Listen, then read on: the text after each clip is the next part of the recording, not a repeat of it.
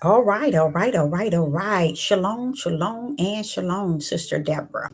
Coming again this evening, this Sunday evening, with a message. And it's not so much as a message, it is UX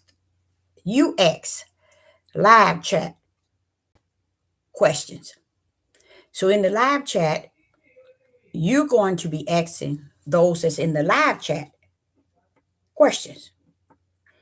Will Sister Deborah respond? Yes, if I have the answer. But if I don't, I'll just let someone in the live chat answer the questions. Okay, so it's UX live chat questions. I want to say this evening went by pretty fast. It and I don't know, is it me or what? This day, Sunday, has come and almost gone. And we will be in a whole new week starts Monday, but we know the week start, I believe, not like the calendar week that man has made, but I'm just saying that uh, everybody got tomorrow and preparing for tomorrow, which is Monday.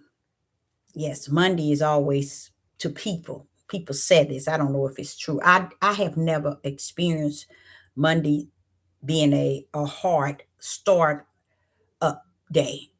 To me, I never looked at a day, Monday through Sunday, Sunday through um, Sunday through Sunday. I haven't seen or I haven't felt that, but a lot of people say that Monday is always the startup day for the week because everybody's really pretty much had the weekend and now everything has to go back to uh, starting their week off. Most of the times, it has to do with people heading to their workplace Monday after having a weekend off. But uh, Sister Deborah is coming, and again, this uh, message is going to be UX live chat question. Okay, so it's going to be you asking a question in the live, and I'm hoping that those that are in the live will have the answer, and if not, then I can also chime in. Okay, uh, I say as far as the new heaven and the new earth, the new heaven and the new earth.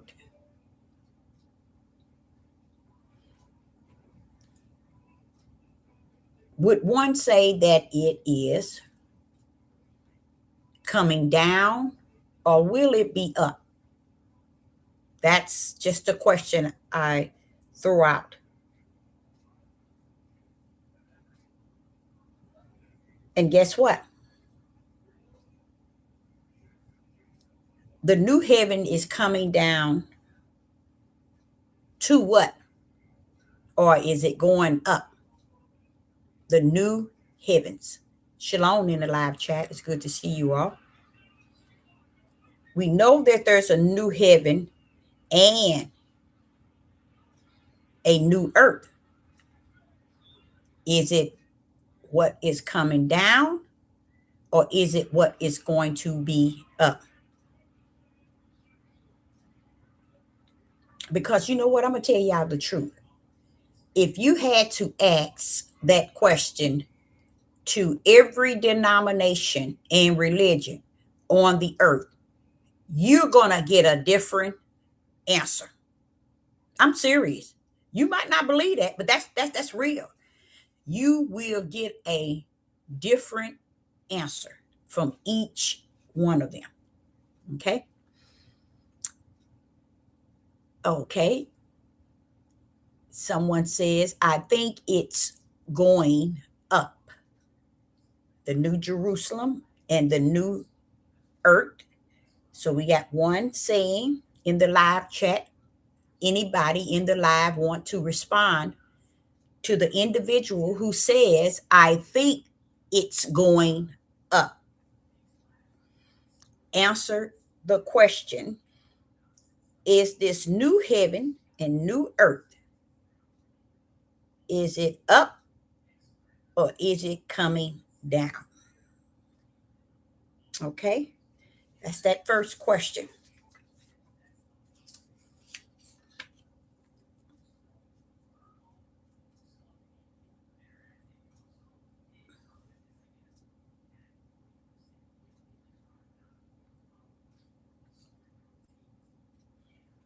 Okay.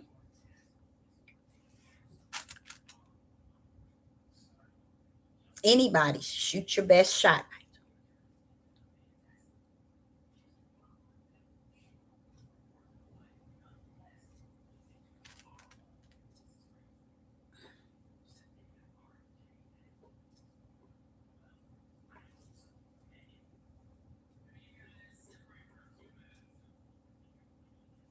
Huh? I also think the current heaven, I also think the current earth will be hell. Oh, okay. Okay. Now we have someone says coming down. Okay. So we have one going up and one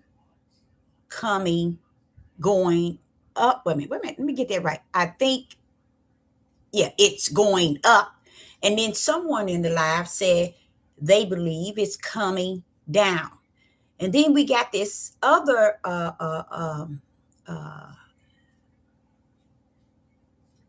answer, or also, I think the current earth will be hell.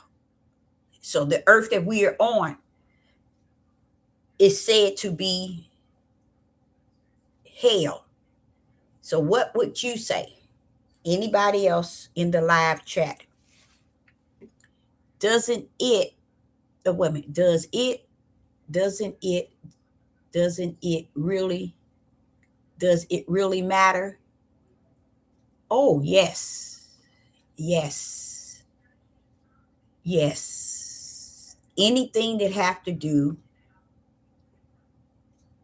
with what Yah has lined up for the end, being so he is Alpha and Omega, it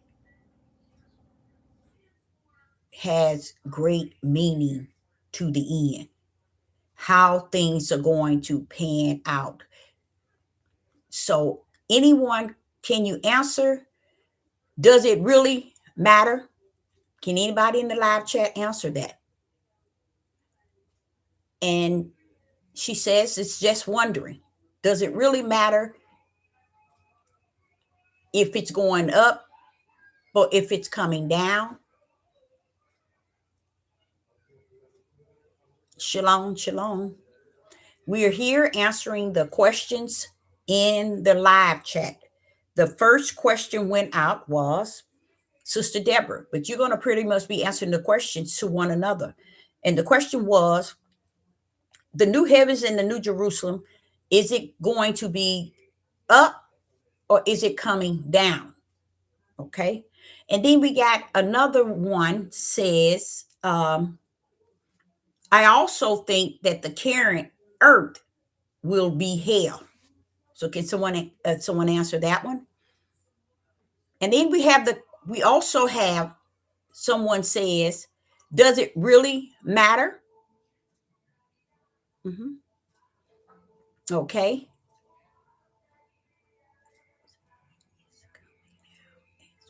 Okay, someone else says it's coming down. So we have two that says that the new heavens and the new earth is coming down. Okay. Shalom, shalom. Good evening. It matters because the Creator have written it from the kingdom. Okay. So we have someone responding to why it does matter. And one said it matter because the creator has written it from the kingdom. Someone said, I agree with James. Okay. Then we have someone says the current earth can be hell. Well, it can't be hell because hell is eternal and this realm is temporary. Okay. So there go one answering the question to the earth being hell. He says current earth can't be hell because hell is eternal and this realm is temporary. All right, all right. Okay, hell. Okay. Someone says, okay, well, I believe it. Okay, I believe it. It's up. So now we got two that said heaven, it's going to be up. Eternal heaven, it's going to be up. And we have one says the new heavens and the new earth will be down. So we got two that says the new heavens and the new earth will be up. And we got one saying that the new heavens and the new earth will we got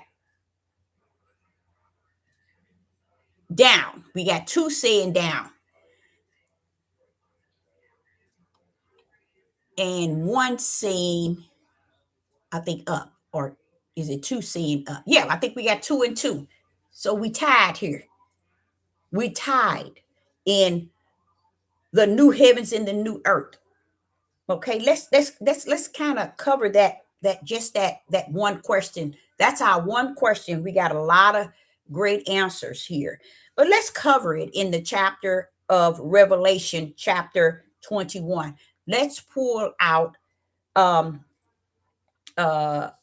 some information here in the study guide that covers what the where hell is going to be. Okay, so when you go to Revelation chapter 21, it reads, and I saw a new heaven and a new earth. This is John. John is now in the vision and he's telling us what is going to take place as far as the new heavens and the new earth.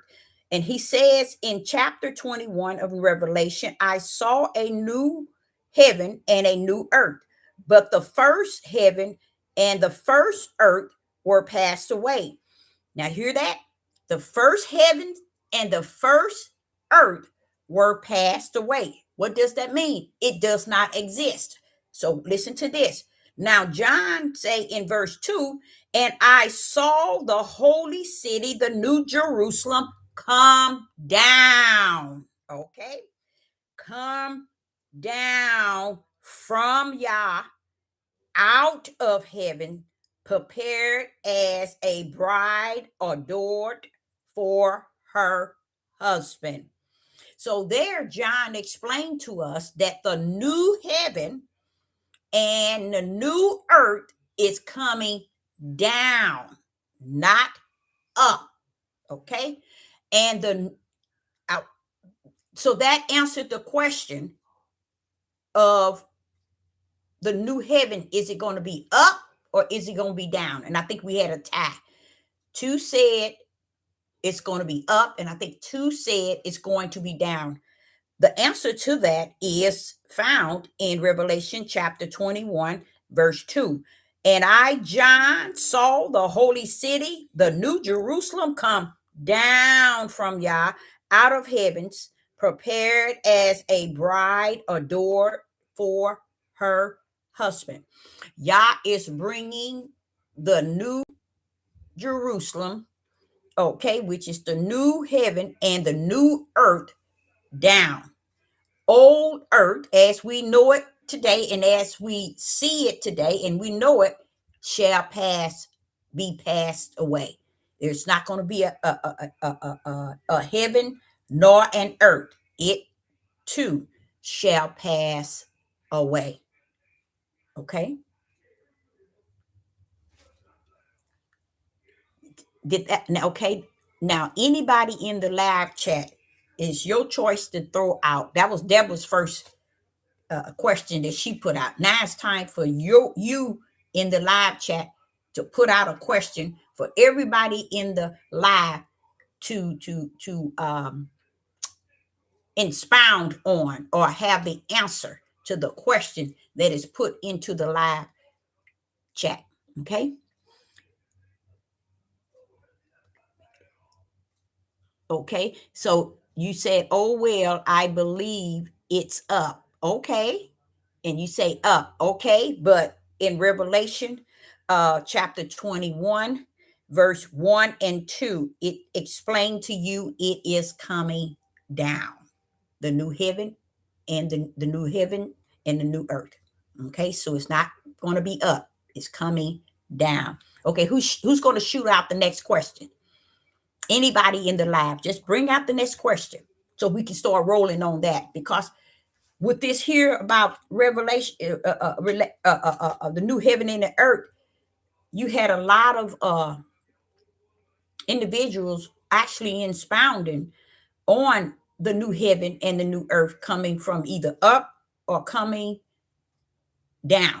But now, as Revelation chapter 21, it answers it. Matter of fact, the whole chapter of 21 lays it out for you that the new heavens and the new earth is coming down. It's called the New Jerusalem. It is coming down. Okay. So the next question is, it's coming down. Yes.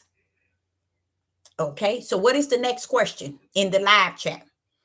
You have to throw a question out to the live chat so that each one can speak on the question as far as the answer to the question. That was Sister Deborah's question to start it off. Now I'm waiting for someone to put another. Okay, prophetess, I know it's all finished, but is it any hope for any spirit out here in this time? Is it any hope for any spirit out here in these times? What about you all? Can anybody answer that? And he says, I know it is all finished, but it but it is but it any hope for any spirit out here in these times? Who can answer that? Anyone in the live chat. Let's tackle that. We know that it is finished, but is it any hope? Oh, that's a good question, though. It really is. It's a good question to even start the live chat, to really shining in on that. That's a really good one. I mean, that's going to have them wondering, trying to come up with something. Is there any hope for any spirit out here in these times? Can anybody answer that?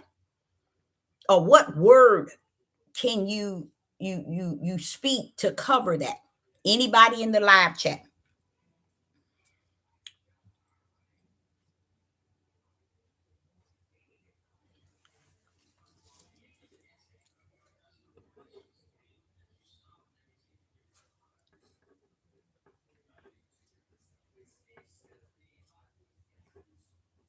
Anybody?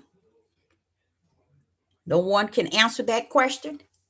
See how hard that question is for individuals to even expound? But I know I need to give them time, but I'm just saying that's a really good question. Okay, we got someone says, I think that since Yah already has his power picked, everyone is right where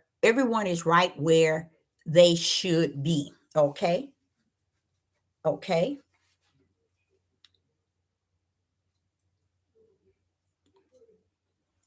Okay.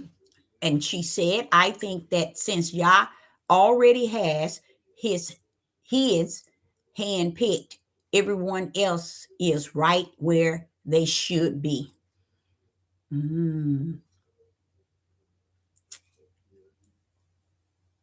Okay. Anyone else? Go right ahead if you want to dive in to the question, which is a awesome question. I know that it is finished, all is finished, but is it any hope for any spirit out here in this day, in these time? Okay, someone says, very good question. It is, it really is a really good one now. And it should have individuals responding to that question. We do know that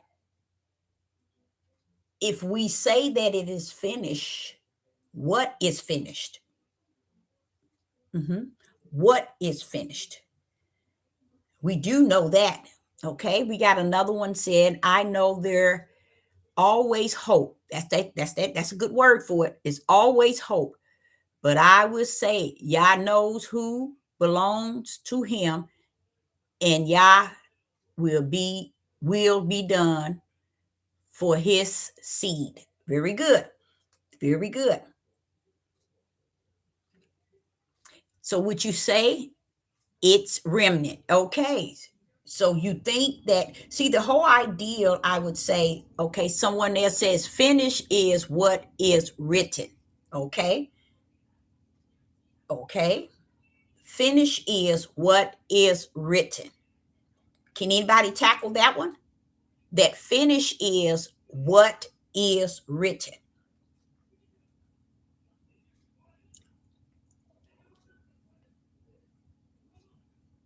And the question even holds if it is any hope for a spirit out here in these days.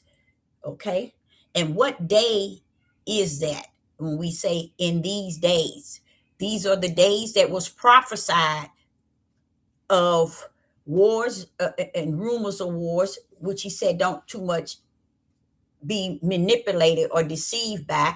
But he says pestilence, earthquake, famine, uh, uh, um, all kind of things that's going to be taken. I mean, being done in this day, which this day can run for years, but it's not like the day of yesterday. And you know what? That's going to be one of my questions. Okay,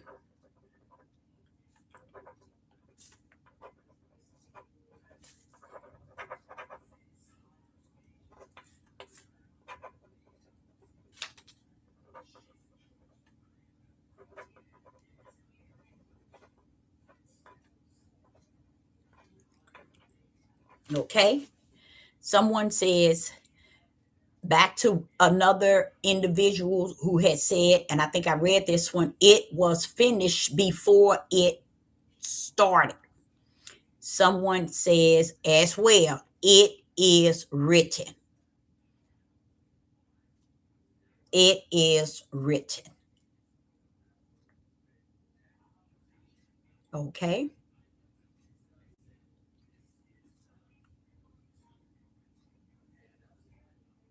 But when we say hope,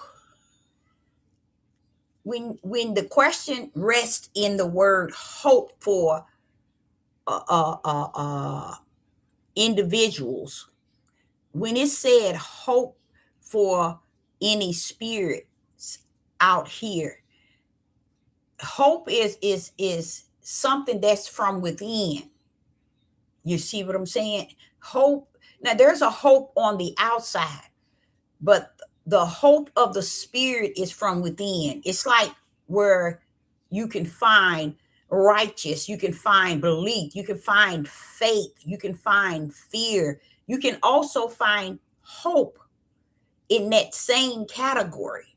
But it's found in the spirit realm, you see. So therefore, that hope for other spirits having an opportunity, it would rest only in the spirit realm of he that created all things before the foundation of the world. And how did he create it and informed us by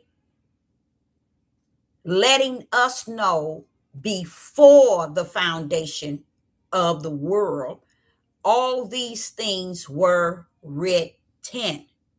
So honestly, in he that holds faith, hope, belief, righteous, these are not things that's new to today or new to tomorrow. These are things that was before anything was created.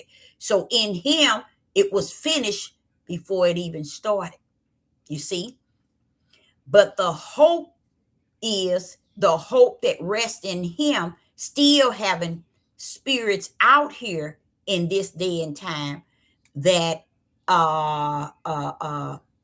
you didn't say if you want if they have still have a chance. The spirit, let me see, you said to finish, even though it's finished, but is it any hope for any spirit out here in these times? So that hope is a hope in the spirit, and the Most High has that hope lined up in what is written already.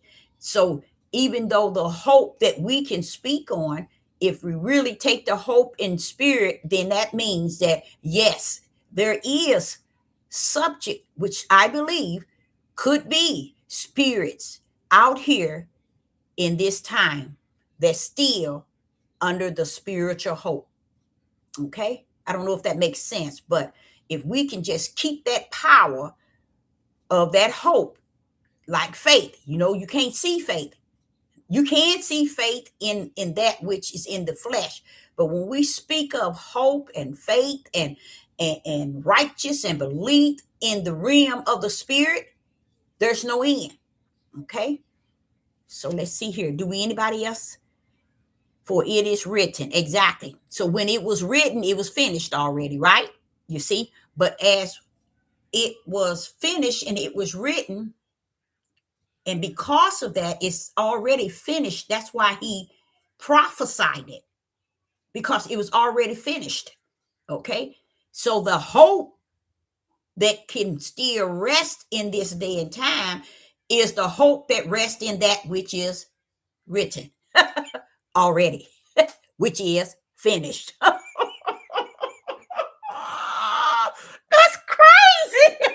If you think about it, it's deep if you think about it. Okay. Okay. Someone says, if you're not found in the book of life to cast into hell, okay, if you're not found in the book of life and cast into hell, you still have hope. That's what you said. Okay. Okay. I think hope would be in Yah alone. That's what I'm saying. Exactly. Exactly. So that hope that we can say, because it is finished and it is written, is what lead us to understand that everything is finished. But Yah's hope is in him. So finish, we have to take finish being something that is finished in him, not in us. So it's the type of finish is the finish that rests, that is in the spirit realm, that's still only upheld by Yah. You see? Okay. So that's good. I think that hope would be in Yah. Exactly. That's exactly what I'm saying. That is identical to what I'm saying.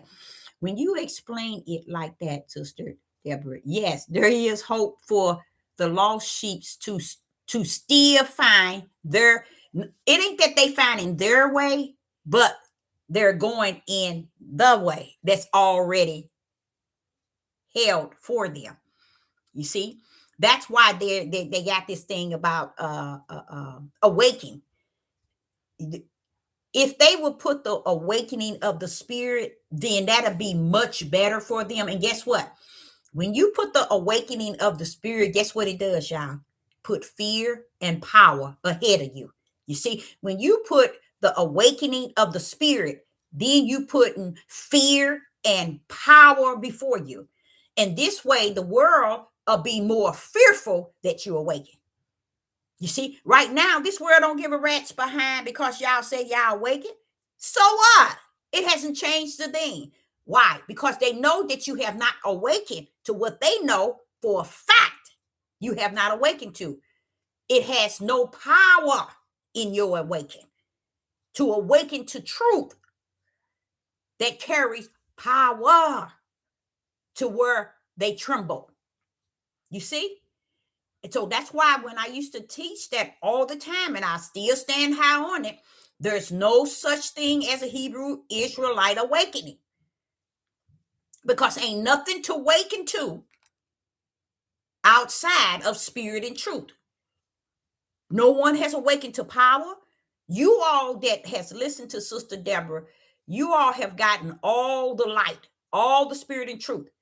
Just imagine, just a handful versus millions and billions out here that still don't know it in the spirit realm like you knew it. You see, just look at that. You remember the 12 disciples versus the multitude? You see what I'm saying? They still don't know. Even to the very end of such a day that was called like no other. When it said that this is going to be a day, tribulation and perilous times like no other. Do y'all understand what that really means? A dark time that's bringing evil and wicked at a level you ain't never seen before.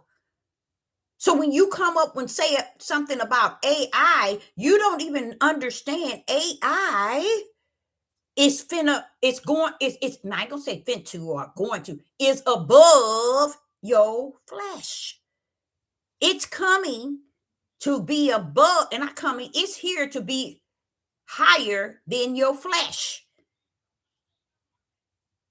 And it hurts me so bad to hear these two people on television before I fell asleep earlier say that AI is like, not, they didn't say it's like, could be actually Jesus coming. It hurt me just to hear that, but also think when it hurt me, I have to be able to understand that these things need be. For you to say AI is Jesus coming back. Because this is why I tried to explain to y'all earlier today that when the Spirit said it to me, and if he have to say it to me, guess what, y'all? To me, I know for a fact it's real. If he said that AI is going, if your flesh is your own worst enemy, just wait until the enemy that's going to be greater than you being your own enemy, you're going to have an enemy greater than that. You think you've been saying, oh, the devil and the demons and Satan, the serpent. You saying all that, right? Guess what? This AI is coming to master that in a way that has never. So they are built something to come after, not just the spirit, but the flesh. And what flesh is that? Flesh is that all man's mind, whether you're a serpent seed or a spiritual seed, it's coming to climb on top. So that's what the Father is saying. So after I got off alive, I decided to lie down and just watch YouTube. And when I did, these two guys are on there saying that AI is really Jesus coming back the second time. because they feel, now listen to this, y'all, they feel that AI has the power, the intelligence to know everything, to know everybody whereabout, to know everybody going and coming. This is why they saying that it's Jesus Christ coming back. Okay, do we have any more questions? When you, okay. So, okay, what's the name? Hope is not in the flesh, right? It is in the spirit, 100%. Exactly. Exactly. Okay. AI is going to try to counterfeit the Holy Spirit. That's so you see them coming saying that already it's Yeshua, Jesus Christ coming back. You see that? They saying, and when I said to myself, what would cause individuals to make a statement like that on nationwide television? Because what? It is written, they will say that. He's come. Go out. He's out there. He said it. It was written that that's it exactly what they would say. And there it is before our face. For it was what? Written that they would do it. And that's what they're saying. But to me, I'm like saying, but to say that that's Jesus Christ coming back, because they what they did is they gave him everything that they were able to read and understand about what they call Jesus Christ, which is Yeshua HaMashiach. They thinking that AI is they have put AI that high. They have put him that far above. So when the Spirit told me this morning, and at I think it was at 4, I heard them said it on YouTube. See how Yah hit me? He got me before they even said what they said.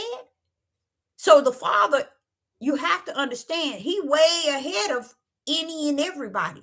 So if he come in you and he give you a revelation or he tell you something, take it at face value what Yah said in you.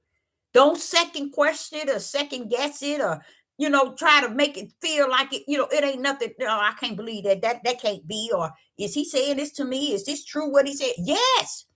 Because if he said that to me this morning about AI, do y'all know I ain't thinking about no AI or IA or ABC. So for the Father to come say that to me is because it must be some things that I'm going to start learning in this day and time regarding AI. The question, the Bible has been translated so many times, AI will be sure, AI will for sure have its hands in another something you got word, I guess. But I believe you got to go back. So can somebody answer what she just said? AI will be for sure have its hands in another word. I think that's what it's supposed to be. It was saying. Someone says all this technology is going after Yah. That's it. That's it. Good luck on that, fools. That's it. And when it all said and done, that is exactly what they're going up against.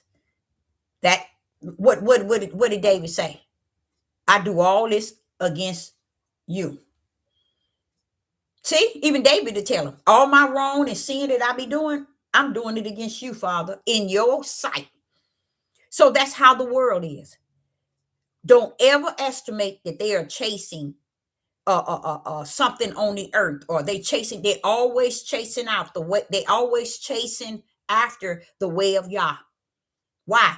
Because they have with deception and Satan has having his purpose to deceive the whole world. According for them to deceive the whole world, they had to come the way of what they seen or they understood, and they grip that Yah came.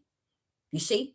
So they'll try to come that way to get the people to be deceived. They want to make it look like it's righteous. They want to make it look like it's spiritual, it's godly, or it's from the kingdom, but really it's the opposite. But that's the way they can only manipulate you, by making it look good to do evil. That's why the tree in the garden was called good and evil, because evil cannot reach the level of evil until it use good to get them there. So that's also shows you that's a mind manipulation that they have used throughout time. So they come up with this AI.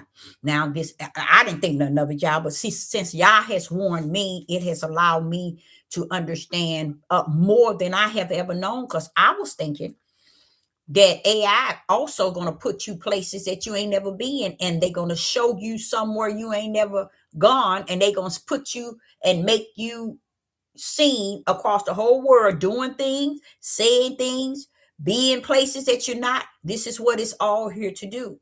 Okay. Okay. So is it translation? Mhm. Okay. So any questions in the live chat? Let me okay. Jeremiah chapter 17 and verse 5. I read that today. Okay. Okay. Let's see that. But what is the question? Okay. Just Jeremiah itself, 17 and 5.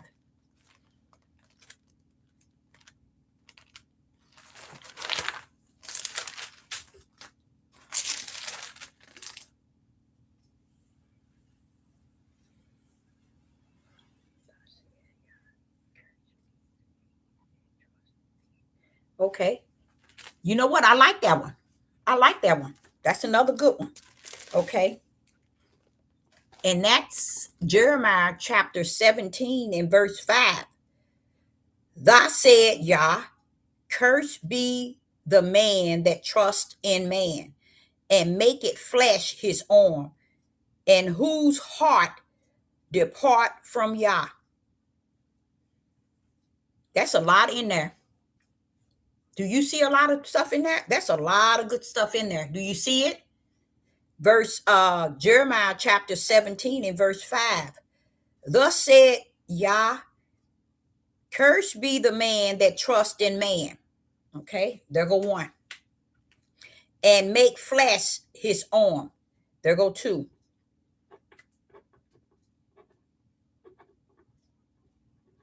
Okay, and whose heart depart from Yah. There go three. What do y'all see in there? And she has Jeremiah chapter 17 verse 5. Read this today. Okay, now what is that? What's going on there? Anybody know? Okay, then we got, okay, we're going to do, let's do Jeremiah chapter 17 and verse 5, and then we'll do that Psalms 2 and 4. But in Jeremiah chapter 17 and 5, he that sitteth in the heavens shall laugh. The Yah shall have them in disarray, disrising,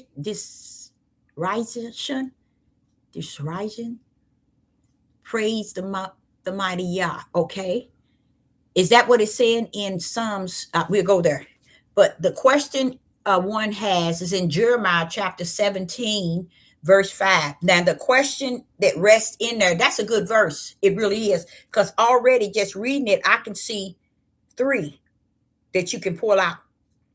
Let's do the first one. She has Jeremiah chapter 17 and verse 5. It says, thus says Yah, trust be the man that trusts in man. What do that mean? Anybody can answer that.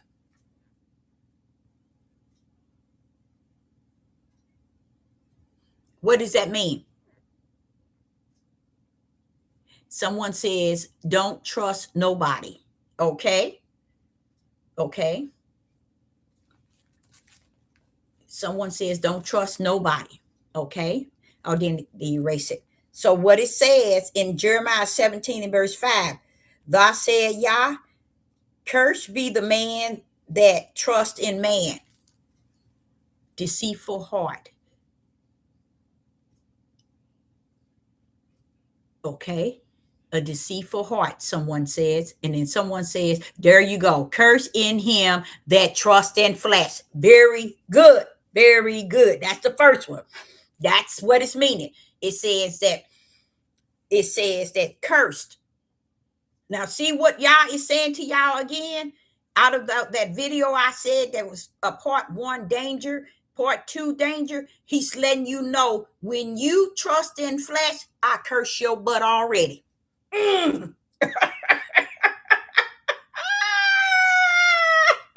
See, we thinking that it's okay the way our flesh is and that this is the way y'all want it to be. No, it's not. We give too much glory and praise and honor to our outer man, to where we have not focused on what he has given us, which is a precious gift of being his image and his breath in the inner man, to where we say, forget that, which that is what's going to return back to him of you.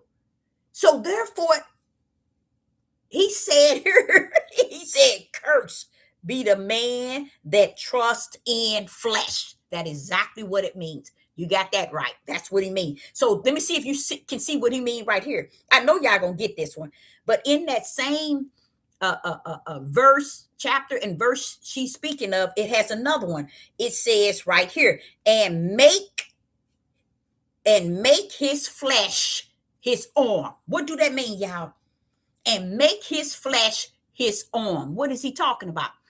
Curse is him that trusts in flesh, and make his flesh his arm. Yes. What does that mean?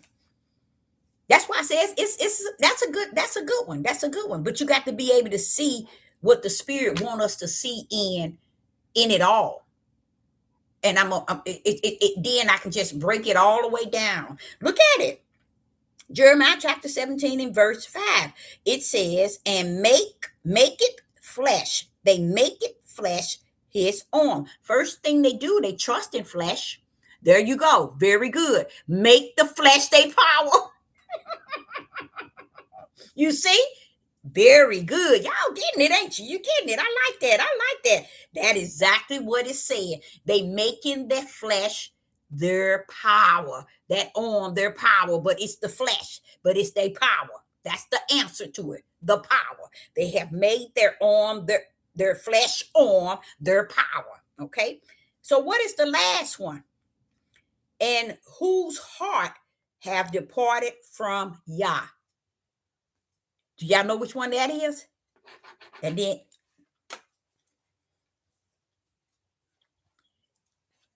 you know which one that is? When it says, okay, their hearts are deceived. Okay.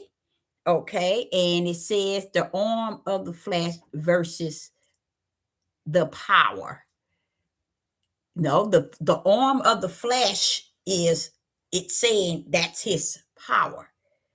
And I'm going to break it down right quick for you. But let me do the last one. It says, unless someone has the answer to it. Okay. Do anybody have the answer to it? Can you read it again? Okay. Jeremiah chapter 17 and verse 5. It says, thou said Yah, cursed be the man who trusts in, we said, his flesh, and make it his flesh arm.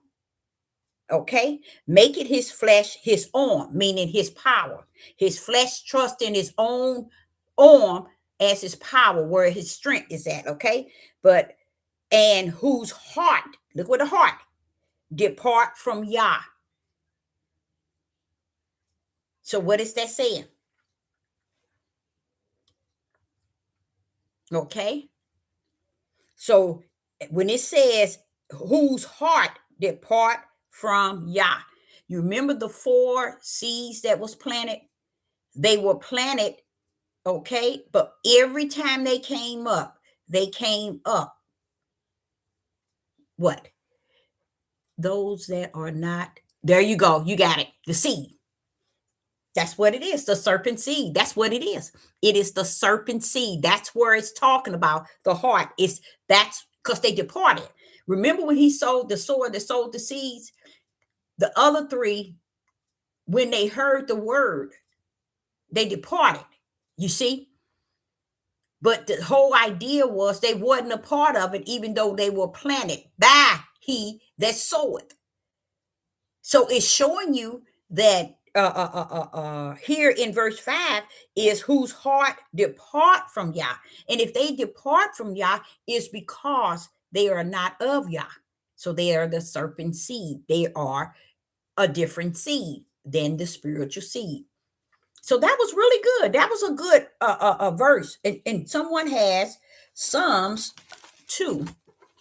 I think it was Psalms 2 and verse 4. Was there something in Psalms that we should?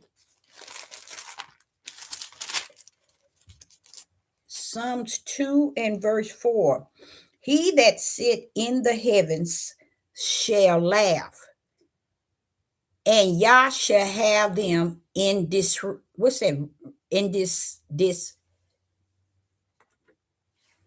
ration, in this ration, in this ration. Let me see what that means.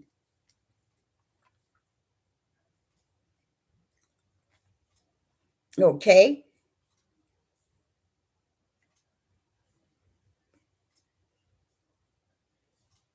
If you bump it back up to the verse 3, it gives you a better balance of verse 4.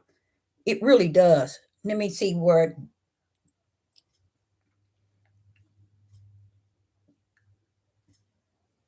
Come on. Maybe if I could. Psalms 2. Maybe if I can pronounce it, maybe I can. This ration.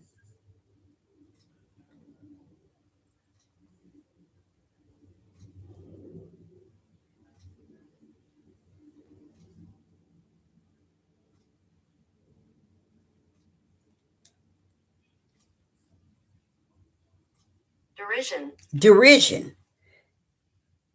Okay. Derision. Laugh. It still means laugh. Ridicule or scorn. Contempt.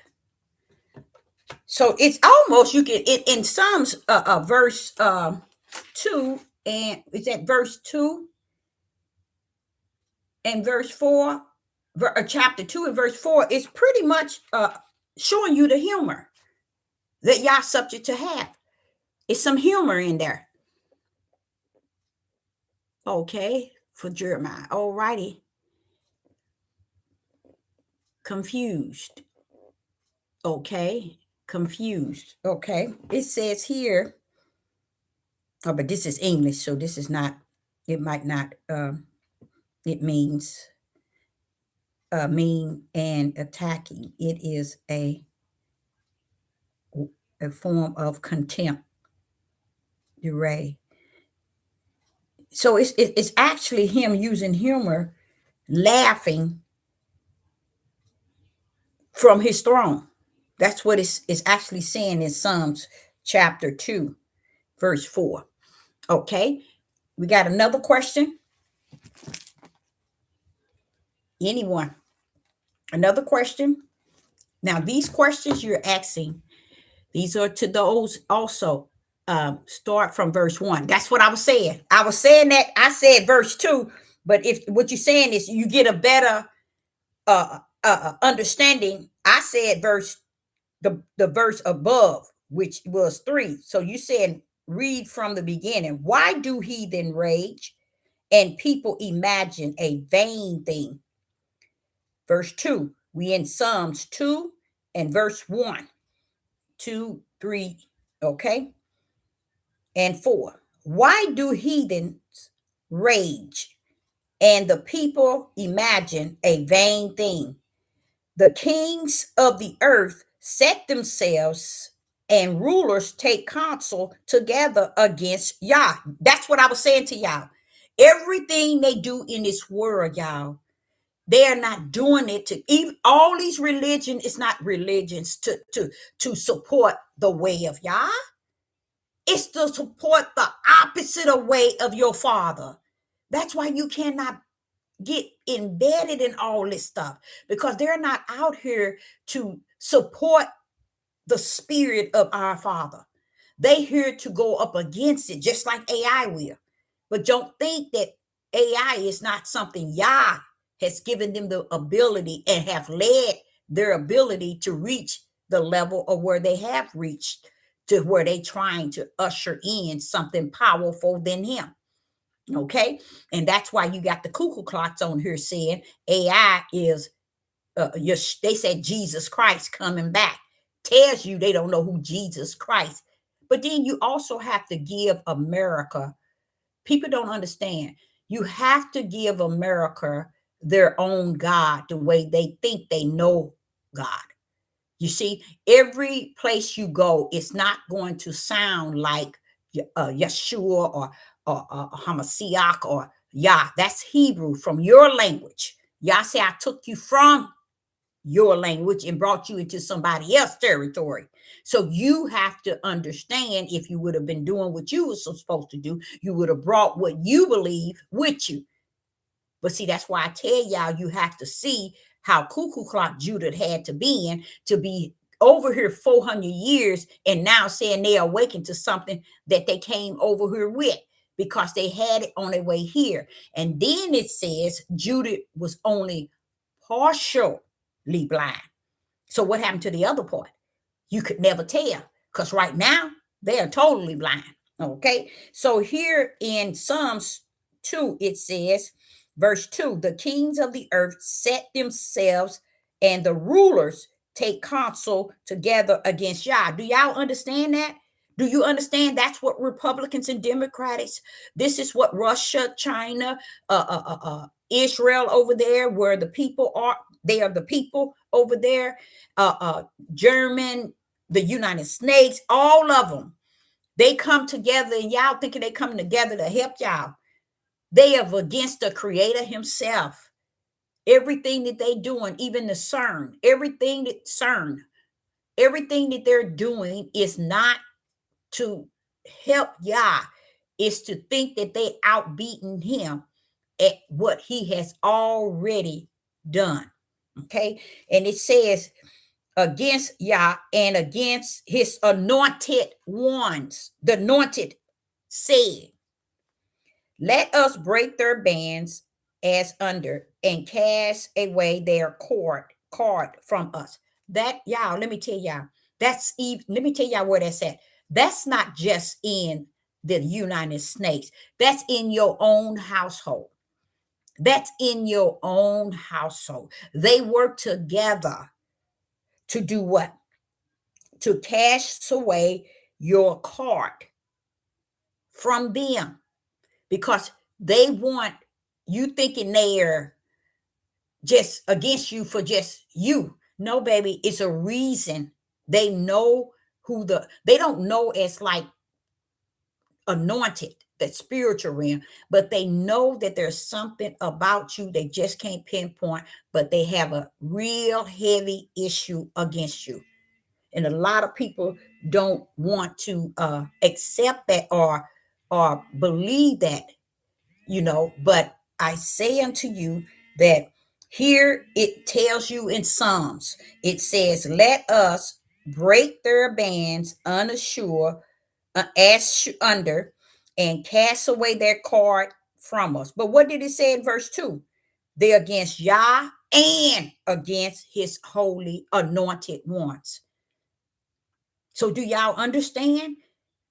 This is why even on your workplace, in your community, in your neighborhood, in your family, first and foremost, I'm going to share something with y'all, and maybe I will bring that up as a question. Have anybody ever thought how and why is it that Yeshua spoke and then Hamashiach came from the backup, from behind him to bring it out forth? I come to bring the sword to separate and divide in your household first and foremost.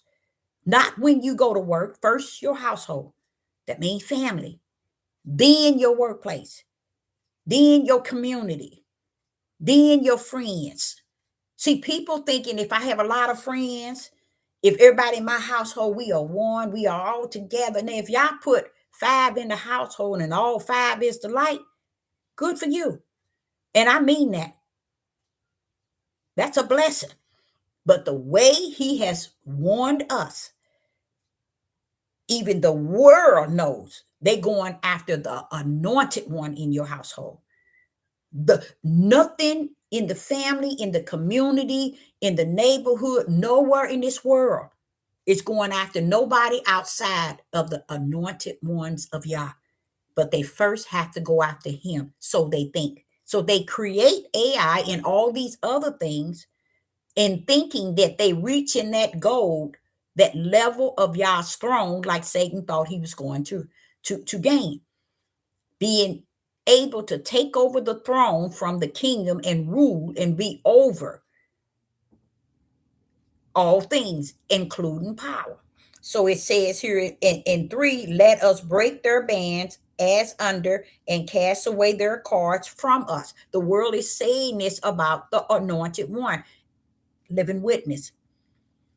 I know it seems like, oh, Deborah is in her little hole and she just off to herself, but no. When he said this, he's talking even about family in your household, even in your very household, amongst those that you so in love with. Okay.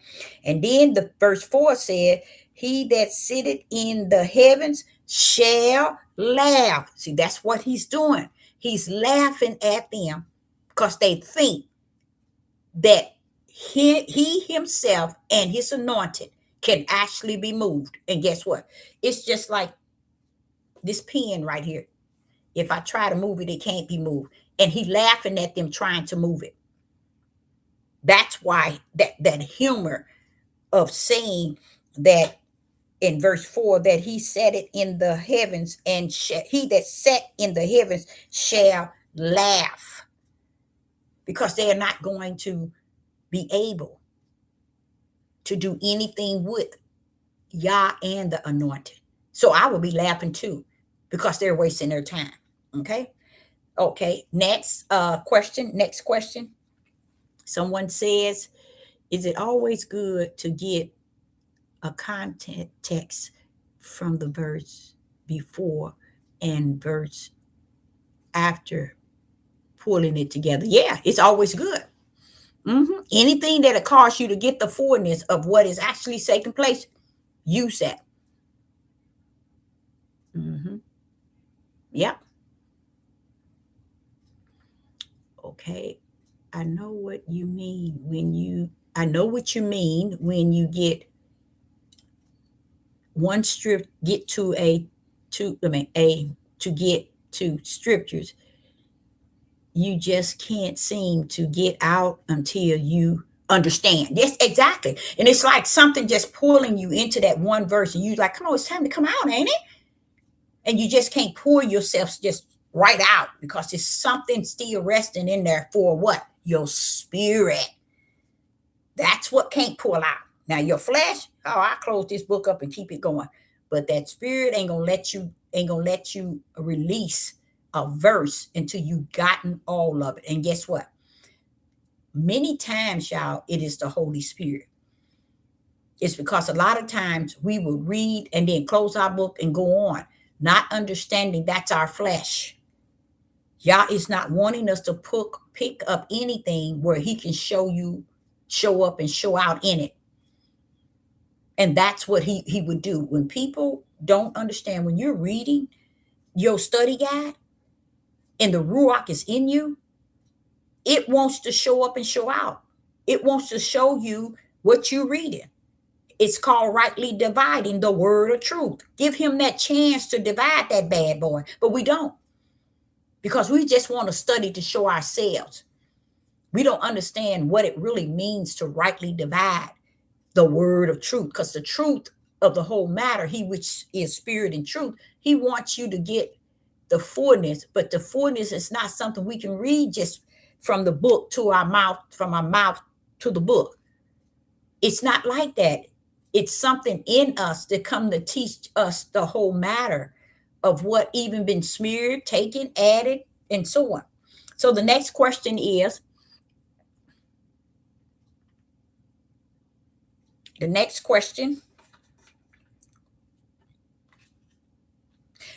ask you something. Can you all, or anybody, can you, this is a question, can you feel that today is different than yesterday? Can y'all feel that? I mean, honestly, if you can't, it's no big thing. I'm just saying, can you feel the difference from yesterday and today? In a way of saying, yesterday can be 6 months, 3 months, a year, 2 years, 3 years. Really, can y'all feel there is a difference? Because a lot of people, okay, someone says yes, a lot of people don't understand. Yesterday, today is a product of yesterday that was hidden. That's why you today is giving you an opportunity to know the hidden things that was yesterday. And it's a feel that you get. Someone else says, yes, today is like a tension. Yep. Yes, I feel it. All right. Yes. And it's spiritual. Yes, it is. It's not flesh. Yes, it is. That's exactly what it is. Spiritual. Yes. 2 years ago, I felt inwardly like a stamp or a seal was placed, felt like I was locked in a place. Really? I'm saying that in the way of saying, I wish I could explain that the way I felt it because it's similar. So I'm like saying, really, as to, hey, wait a minute, that's how I was feeling. You get what I'm saying? That's what I'm saying. Really? Because remember, I tell y'all all the time, Deborah's desire is that someone else are feeling this thing. I know for a fact it is not the will of Yah for me the only one feel that way. So what you're saying, let me tell you something. I feel that now. You see? So it's just, and I felt it last year, the year before. So it's something that a lot of time we just can't seem to explain because we don't have no one to explain it or to share it with. Now it makes it sense where he says, and you know what he said? Let me tell y'all something. You know what he said? He says, sin. He says, share our faults one to another. Do you know 99.9 on this earth don't do that? Why? So the flesh ain't getting victory with stress and depressed. People don't understand the level of depression. Stress is one thing, it goes after the flesh. But depressed, it coming after the spirit of a man. Big difference. But I was reading that the other day when he was saying, in a sense, what did I say? Tell your faults. I think it don't say fault. It says something else, one to another. But what if people don't have someone that they could share their faults to, that will just keep it at where it's at? Your faults and my faults, we sharing them and we just keeping them right there. You know why? It goes back to what David and Paul was saying. This flesh is sin. Your sin and my sin is no different in the eyes of Yah. I know a lot of y'all might think one sin is greater than the other. Now, when you begin to say murder and robbing and pedophiles, you're going into a whole realm of the power of his right hand discipline and no play. But when I'm saying, he said, share your faults. Is it fault? It didn't say fault. One to another. Why? Because we both equal in the eyes of Yah when we sin, our iniquity, and our wickedness. One don't have what the other one don't. That's why he's telling you to share it. So Satan won't use it against you and toward you and at you, because now you have shared it and talked about it. Just imagine all these people that's depressed. If they had somebody they can really share issues of life and issues that they're going through, and it just stay there. What makes it stay there? Let me ask that question, y'all. What would make it rest right there and don't move? If we are able, let's take me and somebody else, we are able to share our faults one to another. What makes it rest right there? Because they are saying, in Yah is sin. It's wrong. So when you sharing yours with this one and this one is sharing with this one, you both in the same pot. But you're just trying to share it so you can know that you're setting it free out of your flesh. And this is what caused people to have the stress that runs into depression. Some people, 89% bypass stress, that even David called it stress. He had stress. 89% of the people bypass stress. They way over here in depression. Total depression. That is some sort of spirit to get in and not come out. And a lot of the depression is unforgiveness, hate, you see, envy, jealous. All these things are things going up against your flesh, causing you to go into a depressed state of mind, because you don't want to give up those ways of your flesh that's causing you to be strung out like that. And the number one thing is, you have to understand that you have to tackle this thing about your flesh and what it does against you. You have to own it yourself. And in process of owning it, you can't blame someone else, y'all. You can't blame no one else, because if David over here in the old telling you about his own wicked and evil and sin and iniquity, and then turn around and said to the Father, I'm doing it in your sight. He's telling the Father his flesh is doing all this against you. Paul said the same doing thing. Because they under another law, the law of Yah. They can own that thing. They can admit that the sin in our flesh gets victory over us. But if we speak one to another, we can bring it out of us. Is it gonna make us free from sin? No. That's the part of us that's always fight against Yah. Always want to buckle up against Yah. Want to go up against Yah. That ain't going nowhere. That we taking that sin to that flesh, because it's locked into what? Sin and death. That's what he told Adam in the garden. You eat that, you shall surely die. That flesh got to go down. You brought in sin, and when you brought in sin, death came with it. So all of that you got balled up in you, you're taking it straight to the grave. But if it hangs with you to the grave, it's because you came here out of your mother's womb. Because that hate, unforgiveness, people don't even understand. Unforgiveness is not the person that you forgive, it's you. You first have to forgive yourself.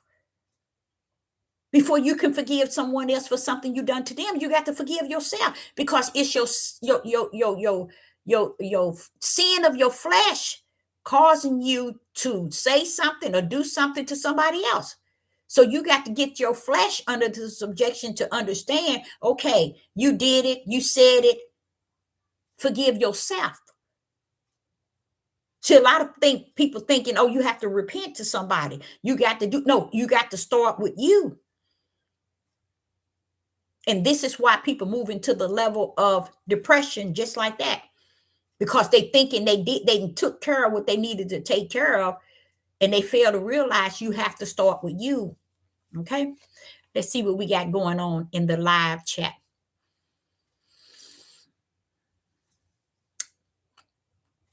He marked you. All right, that's true. Someone said they feel more isolated. And do you know what that is? Feeling that feeling isolated is also the trap of depression. I'm gonna be honest. It's a form of depression, because that's why depression is heavy. Because and you know what? A lot of times isolation also mean is because you ain't got no one in your life that understands you. You see, they don't understand you. They don't understand where you're coming from. They don't understand what you're going through. And that's why the Father say, confess your sins. Woo! I like that now. I'm getting it. One to another. So therefore, your sins won't have dominion over you. Because once your sin start to mess with you as you yourself, it's going to make you think that it got you where it wants you. And you're isolated in that because nobody else knows about it. Now, when people understand the key thing to what it says, admit your sin one to another, is because you trapping that which is sin, and you're bringing it down by letting sin not have dominion over you, by what is it, ushering your sin, each one telling their sin one to another. But what happened is sin then got the victory of many lives. And how? Through isolation, where you can't express how you feel. People, you that are anointed, you're supposed to have an ear to hear. Okay. So I say unto you, an ear to hear what the Most High Yah is saying. Okay. You need to have that ear to hear, because there's much help out here in the spirit realm. Nothing in this flesh can help you. But one way of releasing that isolation is having someone that you can just open up to and express the things that you're going through, what you've gone through, what you have done, and make it to the point where if Yah done seen it, you ain't worried about hiding it. Because the truth be told, he's let David said it in the old and Paul said it in the new. We are in that like that. We are in this together. And I like the way Paul was saying it, and I like the way David was saying it, because they was confronting Yah, letting them know we have owned the fact that we some ugly, wicked, nasty flesh. And they ain't ashamed of it. But we on this earth today, we just make ourselves all this and that. I ain't gonna tell nobody. If you don't understand your past history and the things you've done will haunt you to your grave.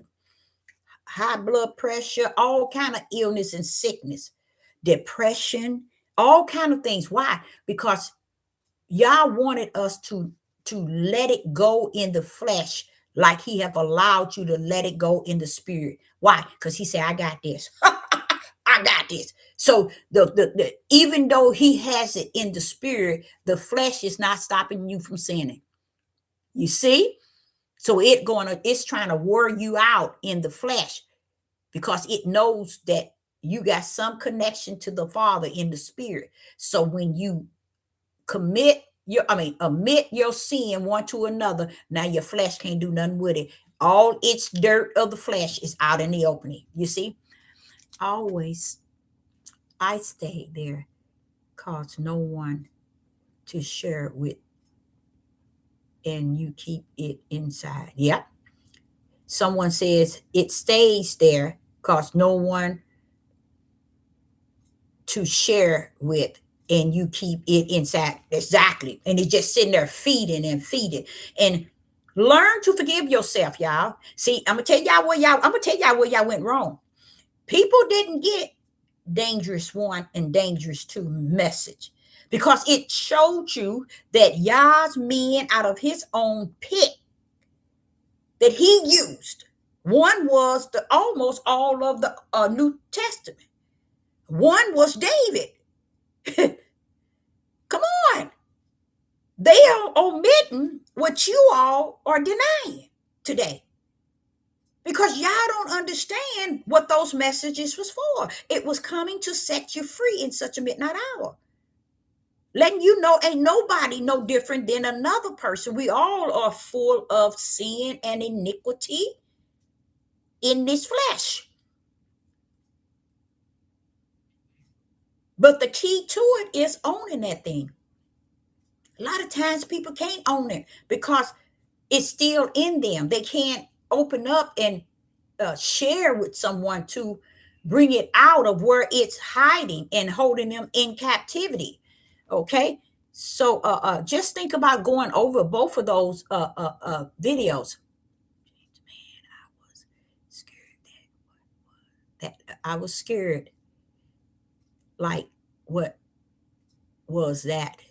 I could explain it, and it felt heavy within. Yes, yes, yes. I'm telling you, people just don't know. They just don't know. And when he let me hear that from David, I'm gonna be honest, y'all, I never heard that from David. I heard Paul talking about when I try to do wrong, but I never digged in it deep until the Ruach told me, now you flip from David and go over here to Paul. Here all Paul matter. And I said, wait a minute, Father. They're not trying to come before you and tell you, well, forgive me, I did it. They're not doing that. They asking you to give them the strength and clean them up from the spiritual realm so it can ride over into their flesh, because they sit here still owning the fact that they some ugly flesh. They ain't denying it. So when Sister Deborah said own that thing, that's all it's about, y'all, so that you can be set free where you are in captivity in your flesh, because the flesh wants you to feel that your sin is greater than somebody else's sin. But you got to see the level of Yah when he sees it. David turned around and told Yah, I'm against you. My sin is against you. My iniquity is against you. My wickedness is against you, right in your eyesight. Now, who can tell somebody, how could David? It makes a lot of sense. Because we ain't got the spiritual sense to do it. Don't mean that David didn't. Paul had it. They weren't ashamed. Paul said, when I try to do right, y'all don't get it. Y'all don't get it. Paul said, when I try to do right, and I know that I can do right, and I know right is in me, I'm under your law, Father. But when I try to do right, why do I continue to do wrong? See, y'all misses that, because we keep trying to put everybody above, just like they do all the pastors and all the priests and all the bishop, all the prophets, the prophetess, and all the Maureen's, the seers, the watchmen, especially these pastors and these apostles. Y'all putting them up on high based on their title. And guess what? Let's bring them down. Look what David said. And then look what Paul said. So this in the church, what they do, they put them up so high, they make them sin less. And they are loaded with so much sin till it starts to become an abomination. It starts to become a lust out of wicked and evil. It starts to build a tower of demonic. Because what? People have put them up high as if your sin in the pew, while you sitting in the pew, their sin, they don't have no sin because they teaching you. Don't you dare look at Sister Cockeye. I know I got sin. That's why y'all don't understand me when I sit and try to tell y'all. I feel that thing. I ain't ashamed. I'm not ashamed. I tell you, I ain't got no sense. Y'all never did get it, did you? I ain't got no sense in the flesh. So why should I tell you I do? When I know I don't. See, that's why I tell y'all, them brothers, they my brothers, because they sound like me.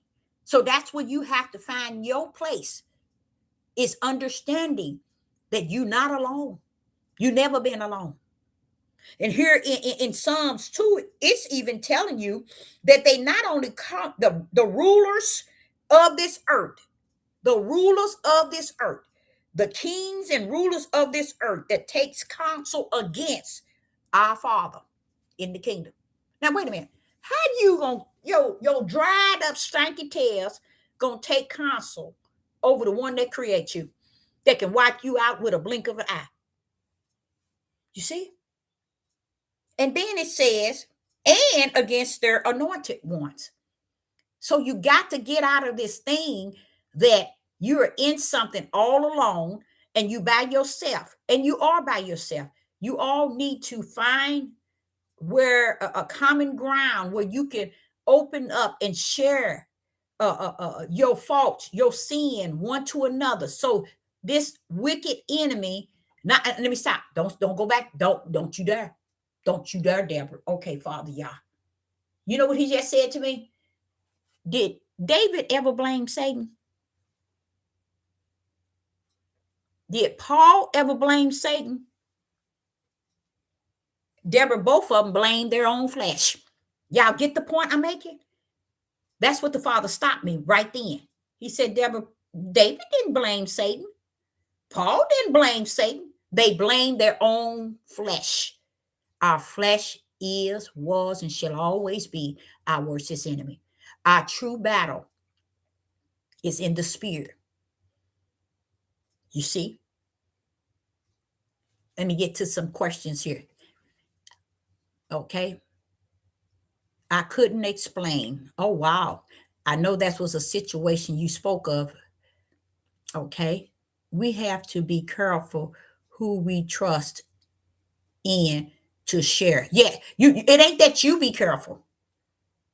No, baby. Let me explain something to you. You don't have to be too careful. You know why? You know why? It's no such thing as being careful in the flesh. We all are sinners. So whoever you find to share these things with, they're matching your sin. You get what I'm saying? Sin on sin, wicked on wicked, evil on evil. It's about bringing it out away from your spirit and owning that thing. You see? And the more and more you bring it to the light, the more and more all these things cease from you. So you would know who. Okay, watch this here. You say we have to be careful. How can flesh be careful? It's flesh. It's against you. It's your worstest enemy. How is it going to be careful for you? You get the point? See, that's why I keep saying we wrestle with flesh and blood, because we think that we can take the flesh and really make it do right. So if I'm loaded with sin and you loaded with sin, how careful can you be telling me? I'm just saying, if I wasn't Deborah, I'm loaded with sin, you loaded with sin. Why do we need to be careful in the flesh? Put that bad boy out there. All these demonic spirits hear it, and they help embed in you feeling down and you feeling sad and you feeling you the only one and you feeling isolated. Yes, they wear us out. That's how they wear us out. And you know why? Let me tell you why I know they wear us out. Because what happened to all that power? Now, wait a minute. He said before anything come, Deborah, that power coming. You shall what? Receive power. What happened to it? Because we so bombarded with every care in our flesh. And our flesh is our greatest enemy. And we don't have no one to say, okay, I'm going through this. I want to put this out there. I've been living with this for 40 years. I want to put this out there. We are getting beat up and ate up in the flesh to where we can't even worship Yah in the spirit, because we so bombarded in the flesh trying to conquer the things we keep doing in the flesh. And Yah said it ain't no end to it. So why is it we thinking that we can really mold this thing in the flesh. You can't. You can't win until you outsmart your flesh. Okay? You got to outsmart it.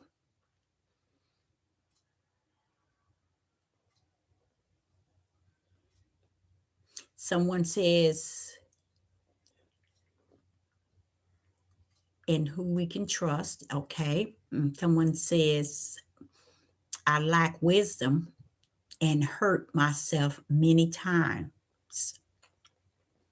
Okay. See, the wisdom you can't claim. You can't claim you lack wisdom because there's two wisdom. Which wisdom do you lack? If you are spirit and truth, you got wisdom of the spirit. You don't need the wisdom of the flesh if you got the wisdom of the spirit. So that's why I was saying to y'all, a lot of things that y'all talking about is the battle you all trying to fight in your flesh. And this is why y'all can't have his way in you, because you think it's a battle of the flesh. And no, it's not. It's a battle of the spirit. The flesh, you can battle it. I mean, you can outsmart it by not letting it get the best of you. And that's what a lot of people do. Y'all know people got issues that they done had 20 years that they still ain't dealt with. You got people who died with multi issues that they never faced. And it was a downfall in their whole time they were living, because they never, how would I say, was able to shake it off. It lived haunting them. I don't care what you have done in life. Yah is saying, admit your sin one to another. And man is saying, no, I'm going to keep them to myself. Okay. Is that my computer battery? Oh, my thing is unplugged.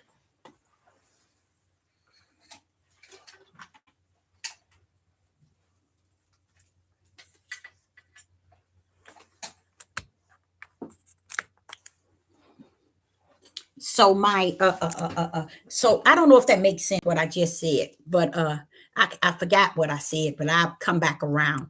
Okay. Yeah, you beat it when you can confess it. Yeah, yes, you can. Because letting it live in you and out of you, you seen what David and them was saying. You seen what Paul was saying. You think they were holding it in? No. Let me show you how they said it. They said it to the point where it was supposed to help us know how to see it. You get it? Those were thousands of years, David and Paul, thousands of years. But it was said to help us understand that's how it's done. Admit that thing, own that thing, because it ain't something that you have that nobody else don't have. We all have. And that's what he was using, his own anointed men, to show you. If they expressing to you all that this is what they go through, or what they admit, and they are owning, what's y'all problem today? They don't want to own. Nobody don't want to own nothing, because they got this heavy weight of shame, embarrassing. They feel in it alone, like one say isolated. But that's the whole idea of depression. That's what depression loves. It loves to isolate you and get you to where you won't talk to people, or you won't open up to anyone. That's what depression loved. It really loves that. When I was a Catholic, we had to confess our sins to the man behind the curtain. Yeah, that's how they think. They it wasn't when you was, but it's like that now. Now just imagine your flesh bringing your sin to the priest. But if the priest is Satan, you see, he just giving you information to continue what you're doing, because with that, the way the Catholic still do it, where you confessing, is it exactly like back in the old days back when they called Torah. Yah did so many things to get the people to stop sinning. In a way, recognize that you keep doing the same thing you asking me to forgive you for. That's why they were sacrificing stuff. It's for their sin. But they will go up to the mountain, and if they did this sin and they sacrifice, they come down and do the same thing. And then they go back up and do the same thing. So then that's why you have to really look at the laws that he put against for them. They couldn't follow even the laws. They didn't follow nothing back in Torah. You see? And here we are today, like unto our forefathers. And don't get it bent. He ain't talking about Abraham, Isaac, and Jacob. They was the spiritual seed, just like today. If you are the spiritual seed, a lot of things that he's saying is not really geared to you. He's speaking to the serpent seed as well, but he's speaking to the spiritual seed. So you will know. David's message and Paul's message is not to the serpent seed, it's to you and I. And that's why when the Father allowed me to read that, I felt good. I said, Father, I've been walking with you since I was 4. I never saw this. See, Yah is forever opening doors for us. We have to know just how to step on in. Okay? It has to be the only those in the body of Christ. Yep, there you go. Won't condemn, but edify and bring in to a unity, glorifying the Father. Yes, because but it was something about we have to be careful. Okay, let me give y'all an idea of what I'm saying. Quiet Storm, he would come over to the family house. He'd come over here. And I noticed he always have his weapon. Okay. What that does to me is not a good thing. Why? Put that gun up. Because that gun won't save you. And if y'all see that you think that a gun can deliver you and save you, if you get in any situation, he'll let you see the outcome of that gun being your keeper. You see what I'm saying? So you can put that gun up and trust that Yah. Now, if you in your house and you use it for safety in case somebody come in and break in, but walking around, going places with it, no. So when we say we have to be careful, we still trusting in the things on the outer man to be careful in. You get what I'm saying? When you say we have to be careful who we trust in to share, it's not so much as who we have to, because the flesh don't know how to be careful. It doesn't do things right. So we have to trust Yah in who we share things with. That Yah will allow you to be filled. Okay, let me give you another example. Throughout my whole living, people would talk to me and they always say, well, why is it so easy for me to just open up and talk to you? I don't even know you. I've been told that all my life, all my living. I'm serious. Why? Because this is one way of showing you how you can share. You might not know a person, but that person that you might have to share might be somebody that's crossing your path, that's there for you to open up and share. But if we depend on us, our flesh, to be careful for what? Flesh don't give a rat's behind about us. You see? In who we trust. Our flesh don't care. So we here still have to trust in who Yah would bring among us, in the midst of us, around us. Like, for instance, even me again. There's some things that when someone come and they talk, there's some things. Now, I'm sure you all are like that too, where you can open up and talk to some people about certain things about the spirit, and then there's some people I'm talking about people you don't know. You limit what you talk to them about. See, this is all spirit. So we have to trust in the spirit and be careful, not be careful in who we trust, but trust that the spirit will put us and line us around the environment around us. That's why the spirit give us the key. What's the key? Try the spirit by the spirit. If we are walking in the spirit, or we are the seed of the spirit, it's something about our spirit that's going to make us comfortable talking to an individual we never seen before. Because you got to watch out. You never know when y'all's coming. Y'all come in all kind of forms. I'm telling y'all that I am is I am. I mean, he comes in all kind of forms. And you never know when he coming. It's not based on you to know it. It's based on you to feel it. Okay? Okay, someone says, it is to be only those, the body of, okay, that's what, well, why can't we go to Yah directly? Go to Yah directly toward what? As far as your sins, you can go before Yah. Do you see what David said? David's letting you know. You don't need to go before Yah. Yah sees it.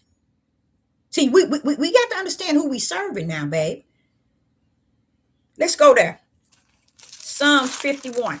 I want you to get a feel of what David is saying to him.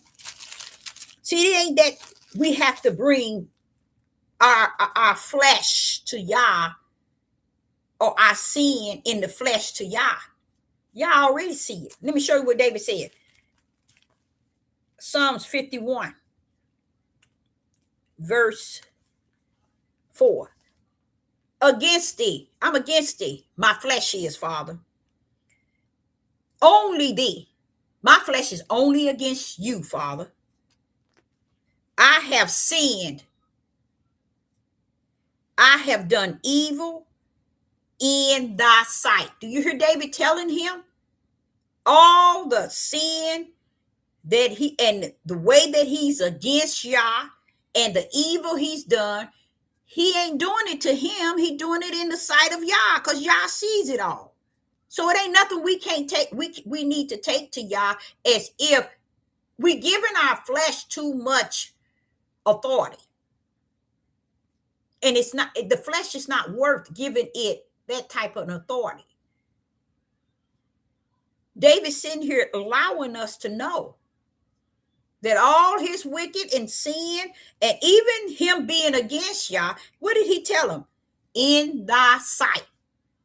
Why? Because Yah sees everything. So do we need to take to Yah what he already see? Or do we need to do what he says? Confess our sins one to another. Our sin, one sin, and ain't no better than another sin. We need to learn that all sin is sin. So when he said confess it, because he don't want your sin coming to his throne. For what? He don't need our sin to come to the altar. He see it. He's seen it. It's finished. But what he want us to do is own that bad boy. Like David and Paul do. And many other his servants. They gave us some excellent examples. And we should hold firm to them. And stop giving our flesh that type of authority to make choices. Our flesh don't know how to take our sins to the altar. The altar don't want your sin. That's the sin of your flesh. Yah wants you to come before him in the spirit. So what is that saying? Your flesh got to be left right where it's at. Hello. Okay. So when he's saying confess it, it's a form of owning it, meaning recognizing. But if we waiting for the heavens to open up doors to check out our sin, we better understand who we really serving down here, because that ain't what he's for. Okay. Someone says no. Okay. That's right. They blame their flesh. Back to Jeremiah chapter 5. Yes, some people, your spirit knows. Yeah, it's a feeling. And if even if you don't know, there's something. What, like I say, everything happens for a reason. And whether it's a good reason or a bad one, it's the way you can apply it. But you have to put it in the right perspective, flesh or spirit. Okay. Sister Deborah, in the last 2 days, learned something very heavy. And it's so heavy for me to where I'm still dealing with it in the flesh. No, I think I'm dealing, yeah, in the flesh, because the spirit already didn't told me what's what, but I'm still dealing with it in the flesh. I don't know if many of you all have experienced that and have gone through that, but yes, it's where the spirit already told you what's what, but it's hard for you to really grip that thing in the flesh because it's just that heavy. Okay.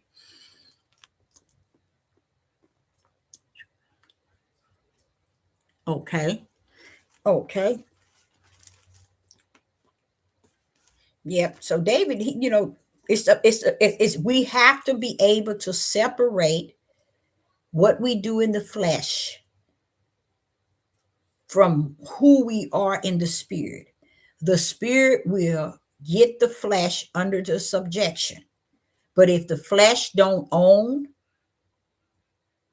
sin, iniquity, and wicked, and call it out and confess it one to another, bring it out from out and away from your flesh, then this is what people live and deal with throughout their living.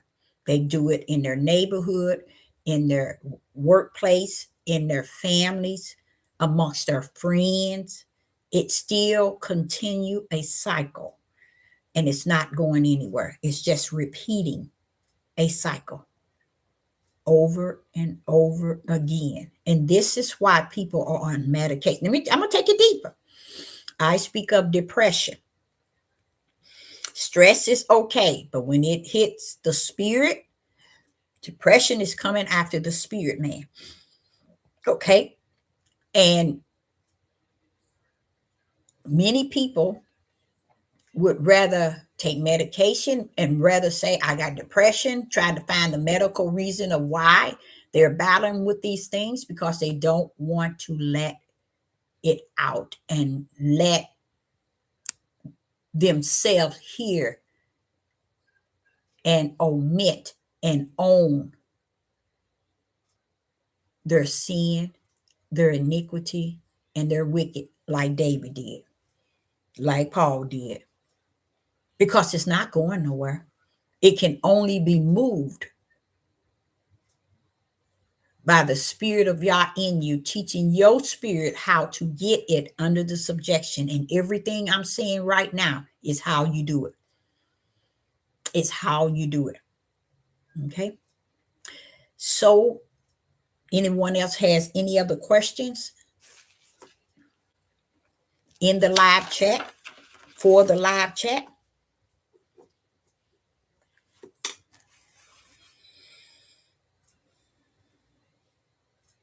So when you were talking about David, we was talking about David. Notice David is separating, like I was trying to say to y'all, learning how to separate the spirit from the flesh.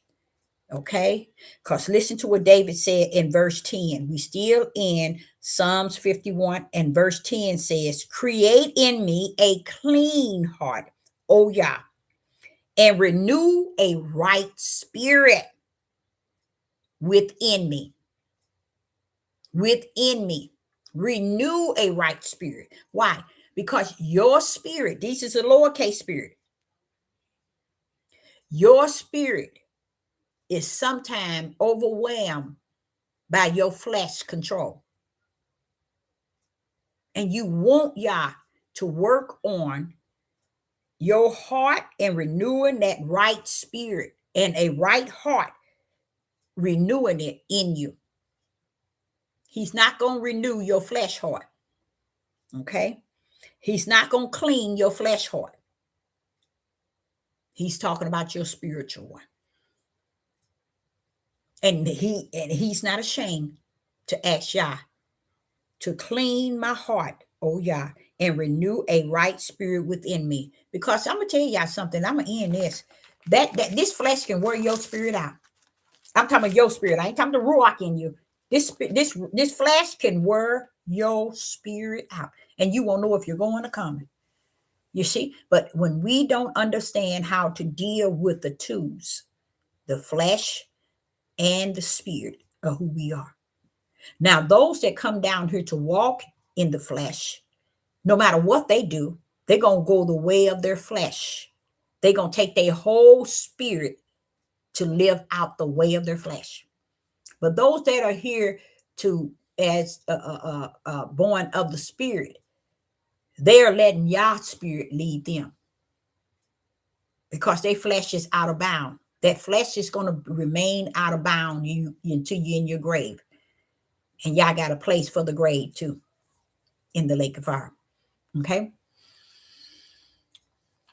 Oh, someone says, question. My mom has anxiety. Is that a spirit?